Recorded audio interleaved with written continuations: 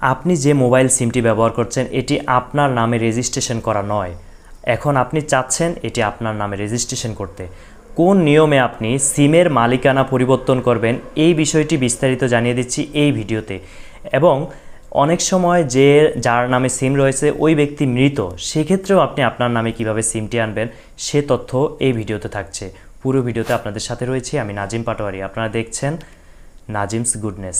প্রিয় ভিউয়ার্স, আপনি যে সিমটি ব্যবহার করছেন এটি যদি অন্য কারো সিম হয়ে থাকে সেক্ষেত্রে সেই ব্যক্তিকে নিয়ে আপনি সহ ওই সিমের অফিসে চলে যাবেন। সেক্ষেত্রে সাথে কী নেবেন? আপনার ন্যাশনাল আইডি কার্ডের ফটোকপি এবং যার সিম আপনি ব্যবহার করছেন তার ন্যাশনাল আইডি কার্ডের ফটোকপি। এই দুটি তথ্য নিয়ে আপনি অফিসে চলে গেলে সেখানে পূর্বের ব্যক্তির ফিঙ্গারপ্রিন্ট রাখবে এবং বর্তমানে আপনার ফিঙ্গারপ্রিন্ট রেখে আপনার নামে সিমটি ট্রান্সফার করে দিবে। এক্ষেত্রে গ্রামীণ ফোনে 20 থেকে 25 টাকা চার্জ নিচ্ছে বর্তমানে, এটা পরিবর্তন হতে পারে। অন্যান্য ক্ষেত্রে এয়ারটেল, রবি, বাংলা লিঙ্ক, টেলিটক ফ্রি রয়েছে, তবে সময়ের সাথে এটা পরিবর্তন হতে পারে। এই তো গেল যদি পূর্বের মালিক থাকে, সেক্ষেত্রে আপনি এই প্রসেসটি অবলম্বন করে সিমের মালিকানা পরিবর্তন করতে পারবেন। যদি যার সিম ব্যবহার করছেন তিনি যদি মৃত ব্যক্তি হয়ে থাকে সেক্ষেত্রে কি করবেন?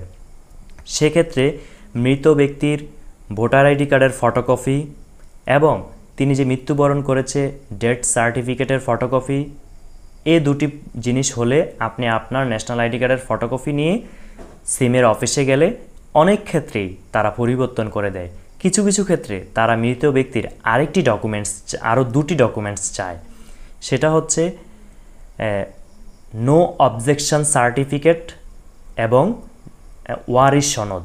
মানে এই সিমটি যে ব্যক্তি মারা গেছে তার ওয়ারিশ কারা, ওয়ারিশ সনদ অনুযায়ী ওই ব্যক্তিদের ওয়ারিশ সনদের ফটোকপি এবং ওয়ারিশ সনদে যারা ওয়ারিশ রয়েছে তাদের কাছ থেকে একটি নো অবজেকশন সার্টিফিকেট নিতে হবে যে এই ব্যক্তি মৃত্যুবরণ করেছে, আমরা ওয়ারিশ, আমাদের কোনো আপত্তি নেই এই সিমটি এই ব্যক্তির নামে ট্রান্সফার করে দিলে। তাহলে মৃত ব্যক্তির ন্যাশনাল আইডি কার্ডের ফটোকপি, তার ডেথ সার্টিফিকেট, ওয়ারিশ সনদ, নো অবজেকশন সার্টিফিকেট, এই চারটি জিনিস হলে কনফার্ম আপনি আপনার নামে সিমের মালিকানা নিয়ে আসতে পারবেন।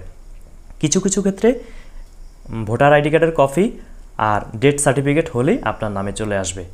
আশা করি তথ্যমূলক ভিডিও থেকে আপনারা উপকৃত হয়েছেন। এই ধরনের নিত্য নতুন তথ্যবহুল ভিডিও আমাদের চ্যানেলে নিয়মিত আপলোড করা হয়, তাই চ্যানেলটি ইউটিউবে সাবস্ক্রাইব করুন এবং ফেসবুকে ফলো করুন। ভিডিওর কোনো অংশ বুঝতে সমস্যা হলে অবশ্যই কমেন্ট করে জানাবেন, আমরা রিপ্লাই দেওয়ার চেষ্টা করব। আল্লাহ হাফিজ।